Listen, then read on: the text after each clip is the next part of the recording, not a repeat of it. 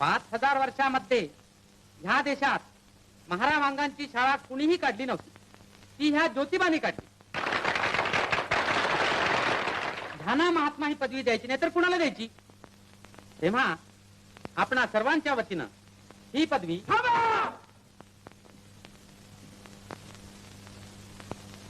महात्मा ही पदवी तुम्हाला यांना देता येणार नाही. हो हो नाही देता येणार. अरे वा महात्मा, तुम्हा मुंबईच्या लोकांना काय वेळ लागलाय? ज्योतिबा फुले हा पुण्याचा आहे. मुंबईच्या लोकांना त्याचं चरित्र काय माहिती आहे हे आम्हाला पुणेकरांनाच माहिती आहे. मग सांगा त्यांचं चरित्र. महात्मा ही पदवी शूद्राला कधी कुणी दिली आहे काय?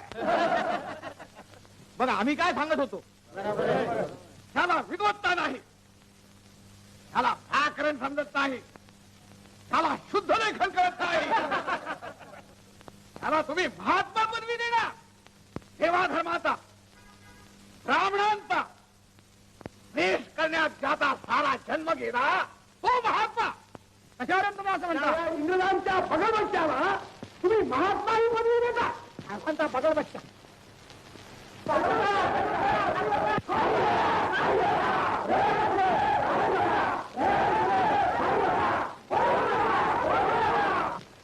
हृदयं सामनस्यं अविद्वेषं शृणोमि वः अन्योन्यम् अभिहर्यत वत्सं जातं युवाज्ञाः.